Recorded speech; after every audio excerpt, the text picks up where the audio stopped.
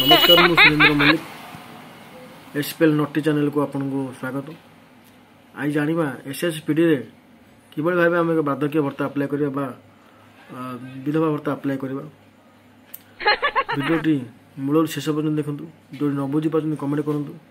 सबु आपनकर question answer दवा चाहूँ प्लीज दयाकर देखंतु। मोबाइल स्क्रीन को नहीं केमी आप अप्लाई कर बहुत गुरुत्वपूर्ण हम एवं आशा कर समस्त भल लगे देखु शेषर मूल पर्यटन देखु। जय जगन्नाथ।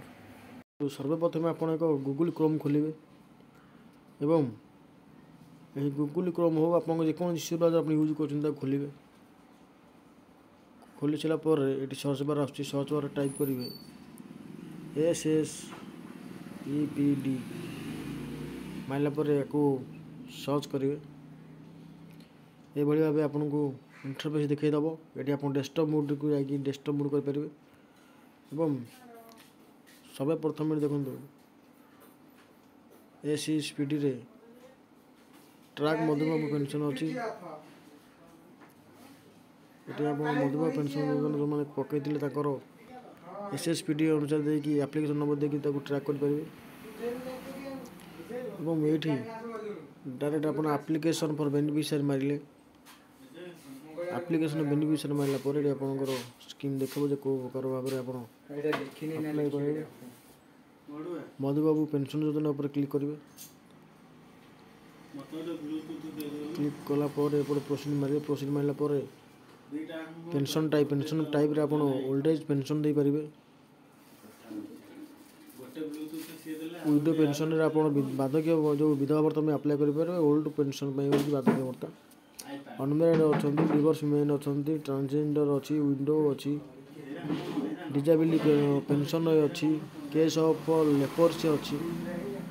ये भाव में आप अप्लाई करेंगे। मु बर्तमान देखो ये डिजेबिलिटी जो ओल्ड पर्सन मुझे अप्लाई कली।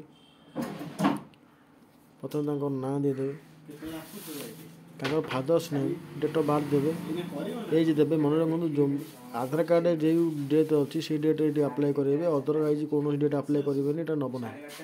अपलोड एज प्रूफ आप आधार कार्ड एक कॉपी देवे। Gender add male female select करेंगे। आधार नंबर दे सारापर upload Aadhaar scan and copy देवे। सब कलर जेरक्स कलर स्कान देकी कॉपी कर पेस्ट करेंगे। मोबाइल नंबर देवे जो वैलिड मोबाइल नंबर थी से ओटीपी जीव। ओटीपी नगले द्वितीय थर आप पकई पारे ना। ओटीपी मुख्य जिनस रोज ओटीपी हूँ मेन डिस्ट्रिक्ट सिलेक्ट करेंगे। ये जो लोकंर पकेबे ये गोटे हाफ फोटो लगे अपलोड इमेज रे क्लिक करके फोटो सिलेक्ट करेंगे। सिलेक्ट कलापर क्रॉप कर 30 KB 30 KB भितर फोटो रही सब सब डिविजन देवे। एड्रेस टाइप रे निज निज गाँव एड्रेस निज एरिया को पिन कोड देके ये सबमिट करेंगे। हाउस प्लॉट नंबर जी थी भल कथा। सोशल कैटेगरी आप कौन जाऊँ ST SC OBC वा जनरल माइनॉरिटी जो थी आप सिलेक्ट करेंगे। Income certificate RI BPL card देवे। जदि आपंकर इनकम सर्टिफिकेट ना RI यदि आपंकर प्रकृत बयस 60 हो ओल्ड एज भत्ता देखो आम ओल्ड एज भत्ता ओल्ड एज पेंशन में अप्लाई करदी आप पाखे ओल्ड एज सर्टिफिकेट प्रमाणपत्र किसी ना आप कम करेंगे। आपंकर भोट कार्ड रे थिबा बयस आधार कार्ड बयस मिसी दरकार। दुईटा नमी थी ओल्ड एज पेंशन पाइपर नहीं। मिनिमम 60 वर्ष आप दरकार। से दुईटाक लिखित पत्र को लेकिन लिखित कागज को लेकिन आप RI ऑफिस जाकि आप निजर RI ऑफिस जाकि सिग्नेचर मारिकी ये वेरिफिकेशन ये चूज फाइल करके वेरिफिकेशन कर पेपर टी अपलोड करेंगे। सर्वप्रथम सरला देखो थम्प इम्प्रेशन रोज सिग्नेचर रोज जब आप सिग्नेचर जानते दस्खत जानते दस्खत मरेबे। और जो मैंने न जानते से टिप देकी काली लेफ्ट थम्प लिखिकी देवे। बैंक खाता देवे जेकोसी आप बैंक खाता था जॉइंट खाता थे भी हम किसी असुविधा नहीं। आप जॉइंट खाता दे पारे। अकाउंट नंबर दे पारे।